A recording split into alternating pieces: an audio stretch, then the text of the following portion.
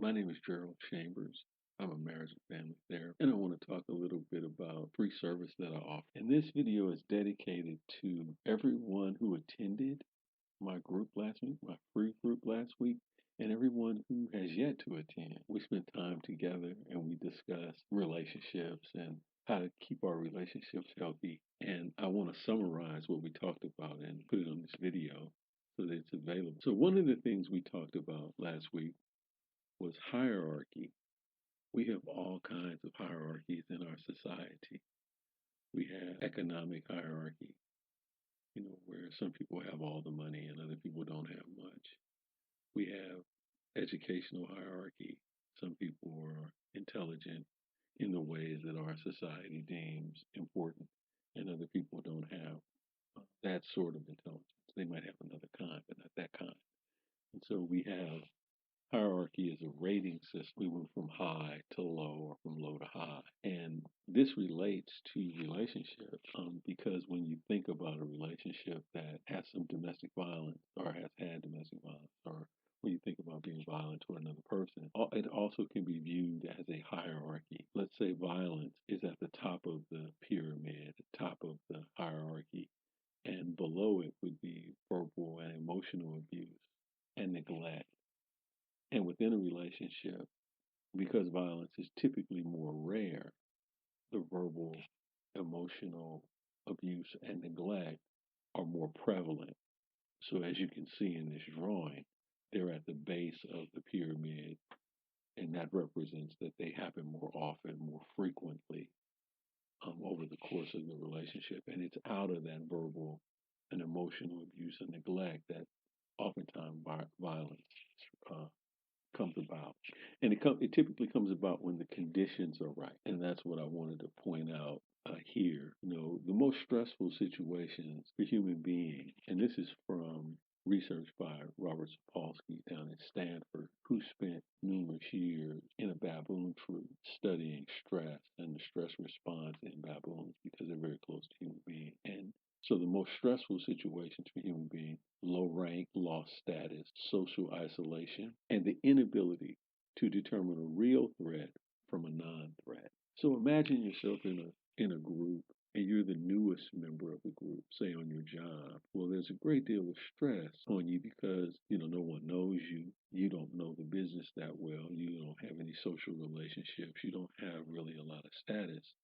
And typically on jobs, many jobs, the first person hired is an off person to get fired if there's any sort of instability on the job. And so there's a lot of stress. And then lost status is what we're witnessing in our society right now, where many people, somebody's, the status of being somebody, are losing all their money or losing their status and they're becoming nobody. And so that kind of drop from, being someone that everybody knows and has a particular place in our society, and then losing that is very stressful. And then social isolation, we have to remember that we are wired for a connection and relationships.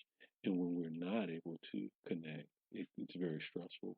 That's one of the reasons why sequestering in place or sheltering in place is so difficult for us right now because we're used to being out, and for most of us, being connected to others and being social, spending time together, laughing and playing, even having conflicts with each other and getting in each other's face, that kind of thing. But now to have to isolate socially is very difficult, and you also have to remember that for many societies in our early history, ostracism was a form of capital punishment. And then when people go to prison, a lot of times when they talk about their experience, one of the things that they say was the most difficult was spending time in solitary confinement. So we're not really designed to be alone.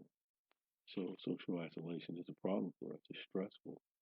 And then if you've been through something traumatic, sometimes it's difficult to tell a real threat from a non-threat. Sapolsky observed baboon fighting over status.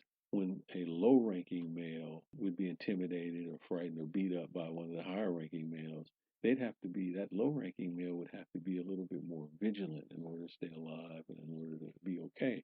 And that super vigilance, that being on guard all the time and not being able to tell if the high-ranking male was shaking his hand or wanted to punch him, that's very stressful. And remember, according to Sapolsky's work, zebras don't get ulcers because zebras only think about threats or lions when lions are present. But we think about lions all the time. And so as a result, we die from stress related diseases, high blood pressure, heart disease, different diabetes, different diseases related to stress. And so that inability to determine a real threat from a non-threat becomes very important. And it's also very stressful. We were never designed to stay on guard all the time. But let's go back and look at the hierarchy again. I want to make sure I bring up some other things about it. Look at that.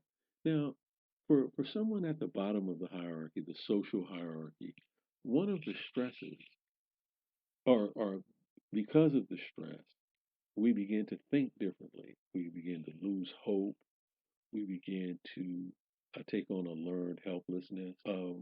We would begin to seek instant gratification. I don't have anything. I don't have any money. I don't have any education. This is just the way my life is.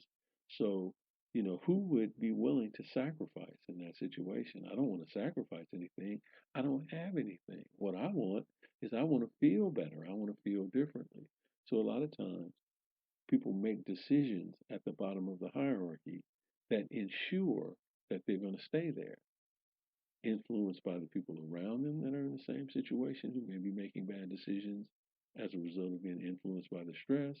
And then I may begin seeking drugs because I'm in pain and I'm in stress and I want to feel differently, smoking cigarettes, and all of those types of behavior pretty much ensure that you're going to stay in the position within the hierarchy that you're in if you don't fall to a lower position within the hierarchy. And then in our society, people who begin to take on behaviors and beliefs, act in ways that indicate that they're preying on other people and stuff like that, they typically are grouped together in areas in our society, Skid Row. We see examples of this all the time for people that can't get along in relationships, for people that have mental illness, for people that don't are on the low end of the appearance hierarchy. They're grouped together and relegated to those lower rungs of our societal ladder. And so when we talk about moving up the hierarchy, we talk about the need for making some sort of sacrifice. And it becomes difficult with the more stress that we're under. One of the things that we could try, and this is difficult, doing anything that makes you feel bad about yourself.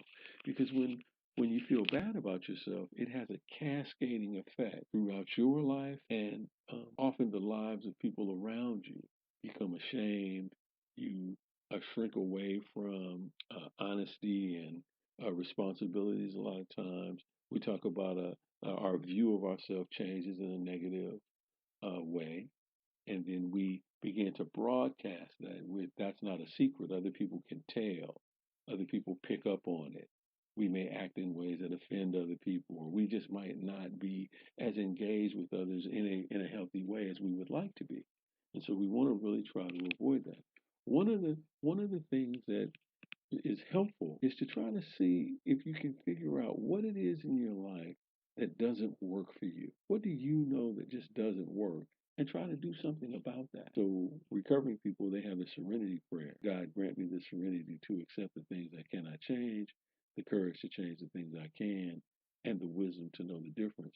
That's saying a lot. That's saying a lot because it does, there are some things that we can change, there's some things that we can't change. And where do we put our energy? And then having that kind of wisdom to know that there are some things that we can change and to work on those things, that takes a bunch. That takes a lot. And then the other thing we want to do is don't do anything that makes other people not like you. I'm not suggesting that you have to be an ass kisser, but I'm suggesting that honesty, that trustworthiness, that morals and ethics make a difference. You don't want to be the guy in the group that nobody can trust. You don't want to be the guy in the group with the behaviors that people don't like. So those two things would be pretty good goals to shoot for. Now, there are other things that we can do that we'll be talking about during the group in the weeks to come. But everything that we talk about in the group is designed to help you accomplish those two things. To begin not be looking at and taking responsibility for not doing anything that makes you feel bad about yourself, and for also behaving in ways that make people like you. And human beings, we navigate through relationships. So if nobody likes you, they don't tell you about jobs, they don't tell you about resources, they don't tell you about how you can improve or where you can find food, they don't direct you to the water supply, so they don't want you around. So our survival is at stake, especially right now. Many of us are sheltering in place. Most of us would benefit by sheltering in place with someone else. If we could, if we had the relationship, we'd like to shelter in place with our family or with, a lover or a partner or, why wouldn't we? So just summing up what we talked about, it's hard on the low end of the hierarchy, stressful. In order to move out to the low end, away from the low end of the hierarchy, it's important to make some sort of sacrifice. If you're on the financial high end, or low end of the hierarchy, it's going to be important to make a sacrifice and try to save some money or try to improve your income position. If you're on the low end of the health hierarchy, it's going to be important to make the sacrifice to avoid certain activities and behavior, foods, and get out and exercise and seek out information about how to improve. So there's a sacrifice that needs to be made. And so, I don't know. I think that in talking about relationships and in talking about helping to avoid relationships becoming unhealthy, abusive, violent, this is a good place to start. We'll be talking about more of this and different aspects of health within relationships and how to improve and keep our relationships healthy. If you like this video, if you want to know more about the group, all that information will be in the link below. Smash the like button, leave a comment, stick your head in the group on Saturday. You're under no obligation. It's